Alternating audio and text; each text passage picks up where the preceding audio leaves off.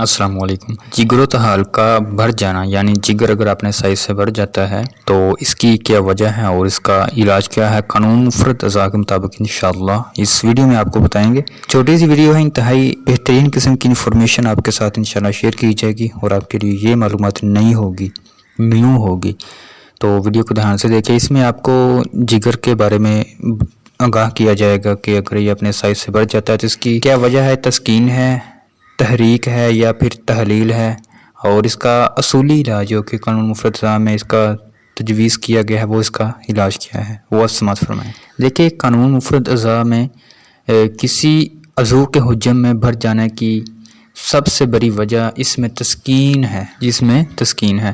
یعنی اللہ تعالیٰ نے ہمارے جسم کے حیاتی اعضاء کے ذمہ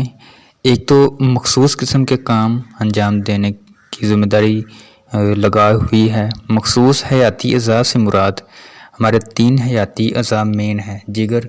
دماغ اور دل۔ تو اللہ پاک نے ان مخصوص حیاتی اعضاء کے ذریعے ایک مخصوص کام کی ذمہ داری لگائی ہوئی ہے۔ دوسرا، مخصوص قسم کی غذا کھانے اور باقی فضلہ کی صورت میں خارج کرنے کی ذمہ داری کی عائد ہوتی ہے۔ مثلا دماغ، مثال کے طور پر آپ سنیں، ٹھیک ہے، مثلا دماغ ہمارا پہلے احساسات کے کام سر انجام دیتا ہے۔ دوسرا، زندہ رہنے کے لیے بلغم کو اپنی غذا بناتا ہے، جو فاضل بلغم ہوتی ہے یعنی جو ڈسٹروائے ہو چکی ہوتی ہے اسے خارج کر دیتا ہے، جس سے اس کے کام کرنے کی حالت بہتر رہتی ہے۔ اگر کسی وجہ سے کسی عضو میں، یعنی عضو کا مطلب ہوتا ہے حصہ، اگر کسی وجہ سے کسی جسم کے حصے میں تسکین ہو جائے تو نہ تو وہ اپنے ذمے کے کام دے سکتا ہے، نہ تو وہ اپنے ذمے کے کام اچھے طریقے سے کر سکتا ہے، اور نہ ہی اپنے فضلات کو خارج کر سکتا ہے۔ نتیجہ اس کے فضلات اندر ہی رکتے شروع ہو جائیں گے، جس سے اس عضو میں عزم آنا شروع ہو جاتا ہے۔ مثلا عصب، قالب، عزم، تحال، جگر، قانون مفرد اعضاء میں یہ امر تسلیم شدہ ہے کہ جب اعصاب دماغ میں تحریک ہوتی ہے، اعصاب دماغ کا مطلب کہ جسم میں ٹھنڈا مزاج ہوتا ہے، انتہائی ٹھنڈا مزاج ہوتا ہے، تو دل میں تسکین ہوتی ہے، دل میں سکون ہوتا ہے، جس سے عزم قلب ہو جاتا ہے۔ اعتبار سے تو دل کا پھولنا بھی کہتے ہیں، بہت سارے جو اتباع ہے اسے دل کا پھولنا بھی کہتے ہیں۔ اس طرح جب قلب و عضلات میں تحریک ہوتی تو اس وقت جگر و غدد میں تسکین ہوتی ہے، جس سے لمحات جگر بڑھ جاتا ہے۔ یعنی یہ آپ سمجھ فرمائیں کہ جب قلب و عضلات میں تحریک ہوتی ہے، یعنی جب جسم انسان کا مزاج خشک ہو جاتا ہے، تب جگر میں تسکین ہوتی ہے۔ اس تسکین کی وجہ سے جگر پراپر طریقے سے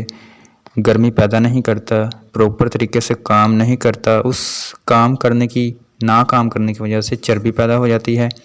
اور پھر وہ اپنے سائز سے بڑھنا شروع ہو جاتا ہے۔ چربی بھی زیادہ تر اعصابی مزاج میں یا عضلاتی مزاج میں جگر پر بنتی ہے، جسے بہت سارے لوگ کہتے ہیں کہ آپ کے جگر پر چربی آ گئی ہے، یہ سنا ہوگا۔ تو اس کی آسان اس کا حل یہی ہے کہ گرم چیزیں کھانا شروع کر دیجیے۔ جب جگر اپنا کام شروع کرے گا، جگر ایکٹیو ہوگا، جگر تیز کام کرے گا، تو پھر جو چربی ہے وہ تحلیل ہو کر فضلات کے ذریعے خارج ہو جائے گی۔ اب اس کا علاج آپ سمجھ فرمائیں کہ اس کا علاج کیا ہے۔ اگر جگر اپنے سائز سے بڑھ گیا ہے تو اس کا علاج کیا ہے، قانون مفرد اعضاء اس کے بارے میں کیا کہتا ہے۔ دیکھیں، چونکہ جگر و تحال یعنی جگر میں فضلات اعصابی تحریک سے ہوتے ہیں، اعصابی تسکین سے ہوتے ہیں، اس لیے ان کے عزم کو لوٹانے کے لیے عضلاتی غدی سے غدی عضلاتی ادویہ، غذا وغیرہ یا اشیاء وغیرہ کھلانی چاہیے، جن سے غدد جو ہمارے جگر ہوتے ہیں ان میں تحریک آئے گی، وہ بہت زیادہ تیز ہوں گے، تیز کام کریں گے، اور اس طرح تمام فضلات جو کہ جسم میں رکے ہوئے ہیں وہ خارج ہو جائیں گے اور جگر اپنی اصل حالت میں آ جائے گا۔ آپ کو میں نے یہ بتایا ہے کہ جگر چونکہ عضلاتی اعصابی تحریک سے تسکین میں ہوتی ہے، عضلاتی اعصابی تحریک سے تسکین ہوتی ہے جگر میں، تو اس لیے اس کے عزم کو یعنی اس کے کام کو ہم نے دوبارہ بحال کرنے کے لیے اس کو عضلاتی غدی یعنی خشک گرم اور گرم خشک دوا یا غذا دینی ہے۔ اس کے لیے نسخہ جات آپ سماعت فرما لیں۔ یہ نسخہ جات آپ قانون مفرد اعضاء کے فارماکوپیا سے بھی لے سکتے ہیں، اور جو میں آپ کو بتا رہا ہوں آپ یہ بھی لے سکتے ہیں۔ نسخے کا مزاج میں نے آپ کو بتا دیا ہے کہ نسخہ آپ عضلاتی غدی لے سکتے ہیں یا غدی عضلاتی لے سکتے ہیں۔ نسخہ سماعت فرمائیں، آپ نے سرخرائی لینی ہے، علاج میں آپ کو میں نے بتا دیا ہے کہ جگر کے کام کو ہمارا مقصد تیز کرنا ہے، تو اس کے لیے خشک گرم سے گرم خشک مزاج کا نسخہ جب ہم کھائیں گے تو جگر کا کام تیز ہوگا، جو رکے ہوئے مواد ہے جگر اپنے سائز سے بھر چکا ہے وہ انشاءاللہ نارمل حالت میں آ جائے گا اور خون کی فروانی بہتر ہو جائے گی، اور جو سستی کاہلی اور دوسرے جو مسائل ہیں لو بی پی کے وہ بھی انشاءاللہ تمام حل ہو جائیں گے۔ سرخ رائی لینی ہے آپ نے، سرخ رائی، سہاگا، نوشادر، ریوند خطائی، ریوند اسارہ، یہ آپ نے تمام چیزیں برابر وزن لینے ہیں، یعنی 10-10 گرام لے لیں آپ۔ اگزامپل کے طور پر بتا رہا ہوں، آپ اگر زیادہ بتانا چاہے تو 20-20 گرام بھی تمام چیزیں لے سکتے ہیں۔ اس کی مقدار خوراک یہ ہوگی کہ آپ نے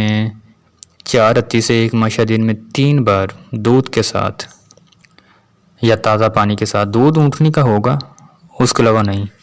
اگر نہیں ملتا تو پھر تازہ پانی آپ استعمال کر لیں، تازہ پانی کے ساتھ کھائیں۔ 4 رتی سے 1 ماشا یعنی آدھے گرام سے پونا گرام، اور اگر چمچ کا حساب لگایا جائے تو آدھے چمچ سے پونی چمچ۔ اس کے بعد ایک اور نسخہ ہے وہ بھی آپ سماعت فرما لیں، یہ ہے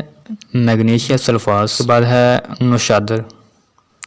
اس کے بعد ہے عرق جوائن۔ میگنیشیم جو سلفاس ہے یہ آپ نے لینا ہے آدھا پاؤ، نوشادر آپ نے 1 تولہ لینا ہے، اور عرق جوائن 1 بوتل لینی ہے آپ نے۔ ان دونوں جو ادویات ہے آپ نے لی ہے، میگنیشیم سلفاس اور نوشادر، ان کو آپ نے عرق جوائن میں حل کر لینا ہے، یہ آپ کا نسخہ تیار ہے بس۔ تو آپ نے آدھا تولہ سے 2 تولہ دن میں 2 بار پلانا ہے، انشاءاللہ اللہ کے فضل و کرم سے یہ جو مسئلہ ہے یہ حل ہو جائے گا۔ اگر قبض ہو تو وزن زیادہ کر دیں، اگر پخانے زیادہ ہیں تو جو خوراک ہم دے رہے ہیں وہ کم کر دیں، انشاءاللہ چند دنوں کے اندر آرام آ جائے گا۔